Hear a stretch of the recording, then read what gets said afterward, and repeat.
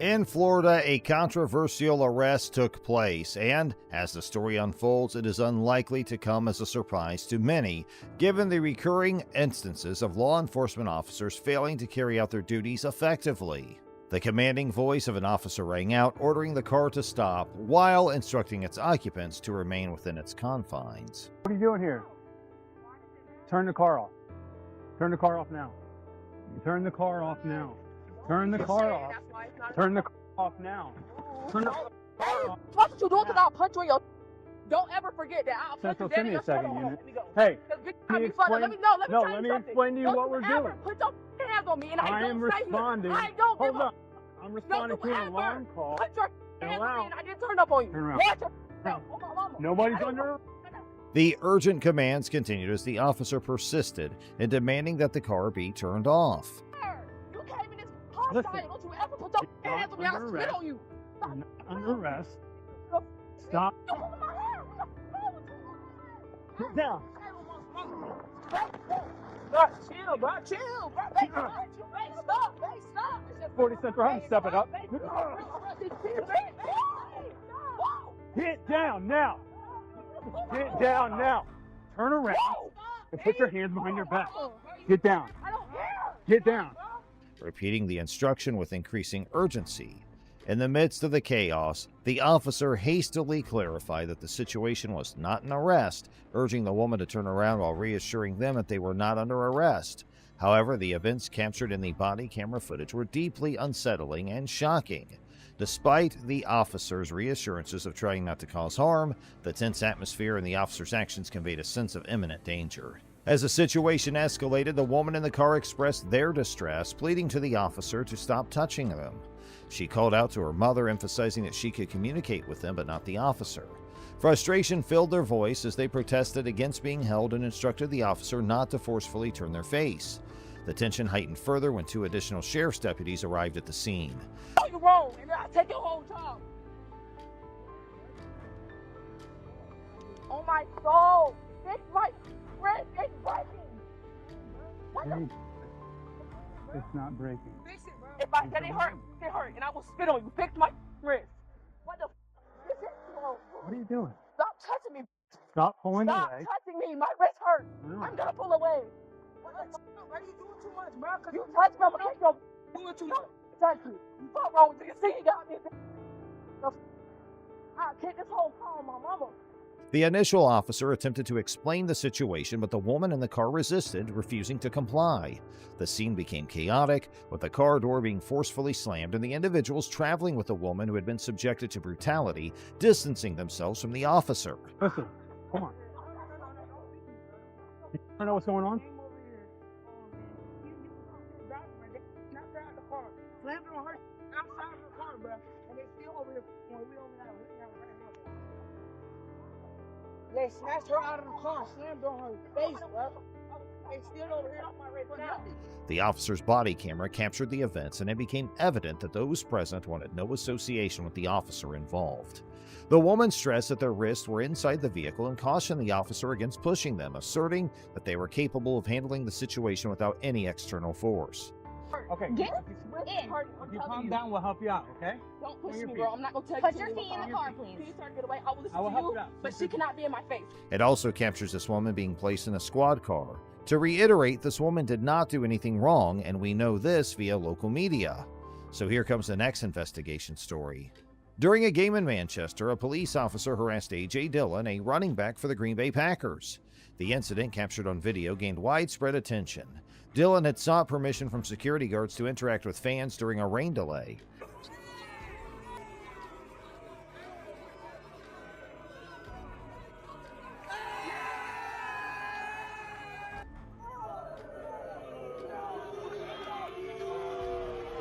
As he prepared to jump back into the stands, the officer grabbed him by the collar and pushed him forward. The Green Bay Police Department acknowledged policy violations by the officer and took appropriate action. The Green Bay Packers appreciated the department's response and reiterated their commitment. Go, Pack, go!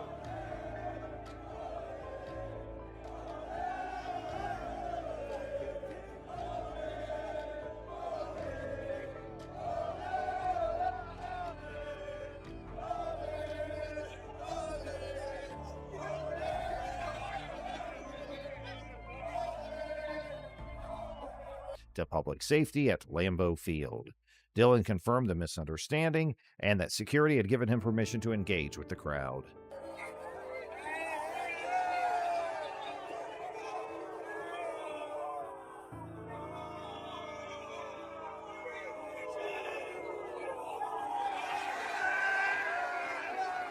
Dillon explains while enjoying the game from his family suite. A.J. Dillon witnessed the rain delay and seizing the opportunity for some last-minute fun before training camp, he noticed passionate fans braving the rain and going wild in the stands. Inspired, A.J. suggested to his brother-in-law that they join the enthusiastic crowd. Rain's coming down and they're going crazy, wilding out down there in the stands. I look at my brother-in-law, I'm like, hey, let's go ahead and get down there. Let's go join the fans. So he ran down. Making their way down, A.J. encountered two security guards and sought their permission to stay in a specific section to interact with the fans. Stay in this little section, just show the people some love, and they're like, yeah, so they helped me down. And these security guards know that you're A.J. Dillon. Yeah, Okay, they're like, good. yeah, Like you're in your house. They gave me their hands, helped me down, and I jumped down there, and I'm starting to chant, high-fiving people, and then I'm about to jump on my Lambeau Leap, and all of a sudden I'm like, whoo, like I felt like getting pulled back, and I honestly thought it was a fan, like it was down there. I was like, oh, somebody really wants to take a picture. Yeah. Like, what's going on? And this guy's like, get up there, you're getting arrested. I'm like, all right, that was my plan. I was about to jump up. They recognized him as A.J. Dillon and gladly assisted him in descending to the lower section. A.J. engaged with the fans, leading chants and exchanging high fives. As he was about to jump into the Lambeau Leap, he suddenly felt a force pulling him back. Initially assuming it was an eager fan wanting a photo, A.J. soon realized that he was being confronted by an individual who instructed him to return to his seat, indicating he was being arrested. Deciding it was best to comply, A.J. quickly rose to avoid any further complications in the situation. Next is a drunken cop caught on duty. Hey, Officer Oscar, why don't we come back out here real quick? Come back here, man. It's all good. Hey, man. So, can you just put your hands on the roof for me? I'm gonna remove your gun, okay? You got any other weapons? No, but I'm You can prone say to seizure. You're prone to seizures? Okay, I'll turn my lights off real quick for you. All right? I'm gonna put this in my car for the duration of this. An on-duty police officer, Oscar, was caught exhibiting signs of impairment while on the job. As the officer was conducting his duties, he was approached by another officer who called out to him, urging him to return to the scene.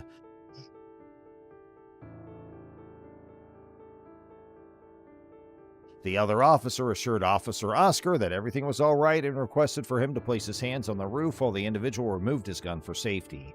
Officer Oscar complied and informed the person that he did not possess any other weapons but mentioned having seizures. In an attempt to alleviate the situation, Officer Oscar decided to turn his lights off momentarily. Observers noted that despite his efforts to remain composed and collected, Oscar's behavior clearly indicated impairment. I guess it went to you guys. Yes, sir. I'm sure other people was probably calling you. Okay. But, yeah, we got a call. Yeah, I don't. Yeah. He could be having a medical condition, but he was asleep. We passed by his car. He was asleep. He was asleep? He was when did you pass by his car? Right over here at Center and Firewood.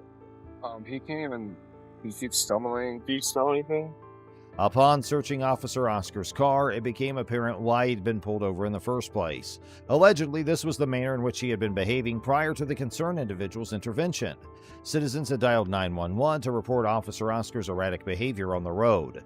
Witnesses described him as driving all over the road, frequently stopping in the middle of the street or off the road and disregarding stop signs. Despite attempting to reach the Apopka Police Department directly, the concerned individuals were informed that it was closed, prompting them to call 911 instead. They expressed certainty that others may have also placed similar calls, and the conversation briefly mentioned a call regarding firewood, although the context and relevance were unclear. Officer Oscar's condition appeared to be deteriorating as he struggled to maintain his balance and coherence. The conversation took a sudden turn to a discussion about the type of beer that was present in a center console when Officer Oscar initially arrived. The details surrounding the statement were unclear. In an attempt to manage the situation, other officers instructed Officer Oscar to sit down and assured him that emergency medical services would be summoned to transport him. Officer Oscar was asked if he had done anything to celebrate the day, to which he responded negatively. However, he proceeded to disclose disclosed that he had taken a significant amount of Benadryl. Acknowledging the nature of their profession, Officer Oscar stated it's often better to be honest. The conversation took a turn as Officer Oscar admitted to having an open container of alcohol in his vehicle, emphasizing that mistakes are made by everyone. The individual speaking with him commented on the stressfulness of their job and alluded to Officer Oscar possibly having a stressful night prior. They expressed a desire for law enforcement officers to treat everyone with fairness and humanity rather than solely favoring their fellow officers. In a desperate plea, Officer Oscar expressed his desire to avoid going to jail. However, the officers continued to engage with him, assuring him that they would figure things out. They instructed Officer Oscar to place his hands together as if in prayer. In an unexpected twist, the officers chose to disregard their colleagues' pleas and proceeded to arrest him despite the initial leniency displayed. It is worth noting that there is no available information to suggest that Officer Oscar caused harm to anyone while he was on duty. It is hoped that his arrest serves as a wake-up call for him and leads to necessary introspection and change. Hey, what the f***? No! On February 12, 2023, Officer Kyle Howe of the Toledo Police Department detained and physically assaulted a couple without any apparent justification. Officer Howe spotted a speeding vehicle on the highway and pursued it with his emergency lights activated. After pulling over the driver, Mr. Romero, Officer Howe alleged that he was driving above the legal speed limit. Good evening. Good evening. What's the hurry tonight? Nothing. I just picked up my girlfriend from work. Okay. Do you know how fast you were going? 75 maybe. Okay. I do at 77. You got your driver's license, insurance? Yeah, I do. Despite Mr. Romero's compliance in providing his identification, Officer Howe also requested the passenger's ID, although it was not legally required. Okay. Does she have an ID? She does. Sorry. She might You not. use my... This is my son. Okay. Sorry. Okay. You I just picked her up from work. Yeah. Officer Howe asked Mr. Romero to step out of the vehicle, and he complied. Officer Howe noticed something fall out of the vehicle as Mr. Romero stepped out, and he proceeded to handcuff him, claiming it was drug paraphernalia. Officer Howe informed Mr. Romero that he was being detained, not arrested, and asked him about his marijuana use. What's that, partner? I'm not sure what happened. Okay. I'm going to say you turn around and put your hands behind your back for me, okay? Oh, really? Yeah.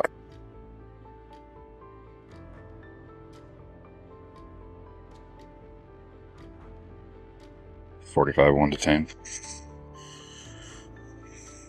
All right. Is that comfortable for you or not?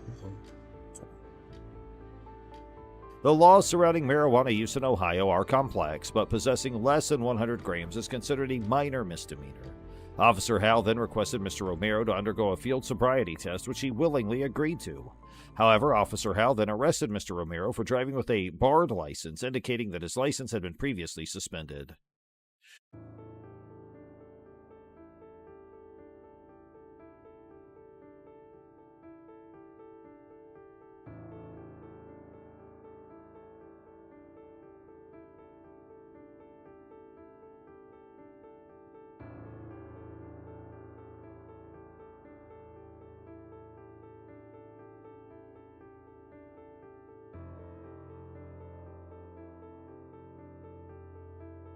The situation escalated when Officer Howe aggressively grabbed Mr. Romero, slammed him onto the patrol vehicle's hood, and threw him to the ground despite no signs of resistance. And then another officer arrived and unlawfully arrested the passenger, Miss Jasmine.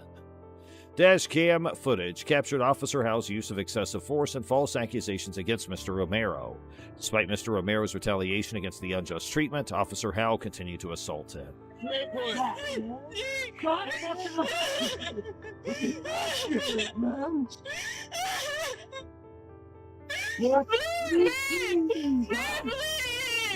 Stop! Pussy! Stop! Baby, please stop! Baby, please! Why are you following me like that? Miss Jasmine's arrest was also unjustified as she had not engaged in any wrongdoing. Both Mr. Romero and Miss Jasmine were ultimately arrested, but it is important to note that their violations of the law did not excuse the mistreatment they endured. Going away from me and trying to kick me into this. Why did you hit me and slam me on the ground that many times? Following an investigation into another incident involving Officer Howe, he resigned from the Toledo Police Department. The incident highlights concerns about the excessive use of force and the violation of individuals' rights during law enforcement encounters. In another incident, a driver who had committed no wrongdoing and violated no laws was pulled over by an officer who falsely claimed that the vehicle's tag was expired. The officer's true intentions became evident when he asked a question unrelated to the traffic stop, implying potential phone use while driving. And another question, you just turned that on, right? Like, you didn't have that while you were driving? No, I just turned it on. Yeah. Despite the driver providing the necessary documents, the officer insisted that the expired tag was the driver's responsibility and proceeded to issue a ticket. Because it seems like a while, if the validation tag expired in December. The driver repeatedly explained that the vehicle was a rental and that the responsibility for the tag's validity rested with the rental company. Well, you call Enterprise. That's not my car. I don't know why you pulled me over. However, the officer remained ignorant and refused to acknowledge the driver's explanation. To confirm his innocence, the driver requested permission to inspect the license plate himself, which revealed that the officer's allegations were entirely false. In a revealing moment, the officer admitted to running the license plate before initiating the traffic stop, indicating possible racial profiling. That's It is, Enterprise. you're the driver. No, that's not a problem. You call Enterprise. You're the driver. This admission exposed the officer's misconduct and further highlighted the unjust treatment faced by the driver. The incident exemplifies the officer's disregard for the truth and raises concerns about potential bias and abuse of power within law enforcement. See, you tell me the plate is expired. Can I go see? Hold on. Oh, that's my mistake. Well, that's your mistake. That is my mistake. Did you see because it's a black person? No, stop it. No. No, come on. That's not I didn't even see proper. who was driving the car. I looked at the plates there. Moving on to the next incident, a family was peacefully enjoying their time at a park when two police officers approached them without any apparent reason. Hi. What's up, guys? The man recording the encounter immediately exercised his rights and requested the officers to identify themselves, which they complied with by providing their names and badge number. How's it going? Who are you guys? Can you identify yourself, please? When asked why they approached the family, the officers claimed that the family was yelling and screaming, an allegation that holds no legal significance, especially considering they were in a public park. Please. 2301. And you, sir? Officer Weeks, England Police Department. Oh. The family members calmly informed the officers that they were simply conversing and having a good time, emphasizing that their actions were not disrupting anyone else. However, the officers altered their allegations, now accusing the family of using profanity loudly, despite the fact that such behavior is not illegal. I guess they're just yelling and screaming. In response, the man recording the incident asserted his right to use profanity whenever he chose to do so, recognizing that the officers had no valid reason for approaching them. Well, we're just here enjoying ourselves right now. We can talk. The family members started to dismiss their presence. They indicated that they would pretend as if the officers were not even there. So, my understanding, there's some cussing going on here. I cuss, There's yeah. a bunch of kids here, Yep. obviously. They cuss. They're playing over in the playground. Yeah, of course I cuss. I cuss anytime I want to cuss. So if you don't like it, like they don't like to hear what you want to say, then, I mean, you don't have to be here. Just as it seemed the officers would finally leave the family alone, another police officer arrived on the scene, prolonging their presence. The family members, realizing the officers' persistence in unnecessary drama, firmly requested them to vacate their space and leave them in peace. Although the officers seemed dissatisfied with the lack of disturbance from the family, they eventually departed, realizing their attempts to provoke a reaction had been unsuccessful. Oh no, I'm talking to my people right now. There's another one coming up right now. In this terrifying incident, a young woman named Taylor Brown was subjected to harassment and assault by over 6 police officers without any apparent reason. On February 9, 2023, 18-year-old college student Taylor Brown was at the Normal Police Department in Illinois for an interview regarding a fire that occurred at her residence earlier that day. Despite waiting for the detective for around 40 minutes, Brown expressed her fatigue and requested to leave. Okay, and we're going to seize your phone. Why? Because the fire's under investigation. I need to know what my So you can hand me the phone, or I can take the phone. But I need to know what my phone's being. They're not telling me a reason why my phone. I just did. But you said it's under investigation, which I So listen to me. The fire. That's her phone. So the fire is going to be under investigation, and your phone's going to be seized. Is Shay? Yes, everybody's phone's being seized.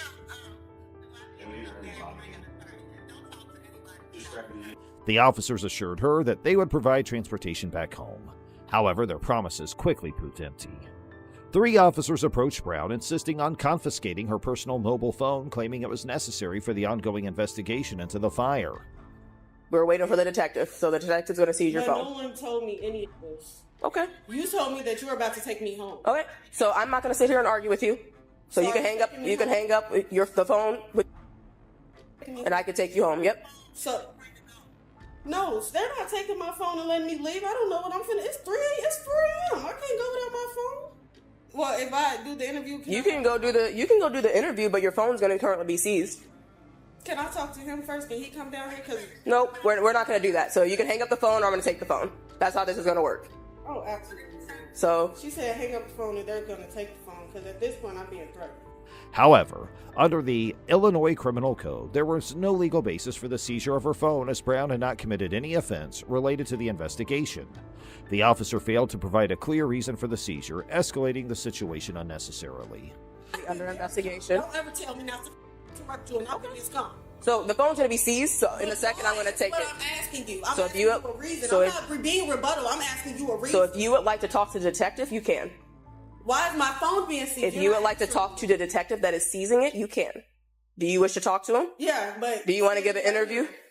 Brown, aware of her rights, refused to hand over her phone and requested to speak with a detective. The officer denied her request and attempted to coerce her into compliance.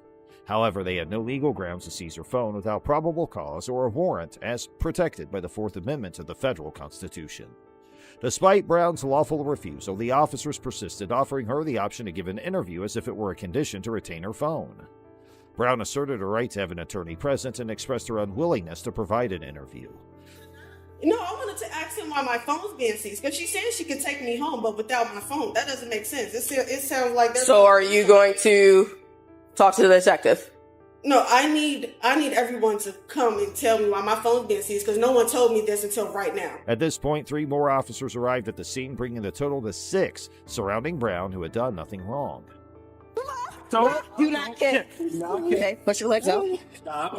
Relax. Relax. Mom, I'm not letting go. I promise. Relax. Mom, I'm not letting Relax. go. I promise. We just want your phone. That's it. We just okay? want your phone. They're trying to give me with no protection. Taylor. No. No.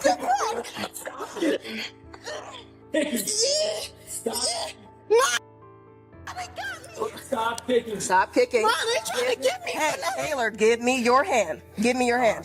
Give me your hand. Give me your hand. Taylor, Turn her to this way toward me. give me. Roll. Give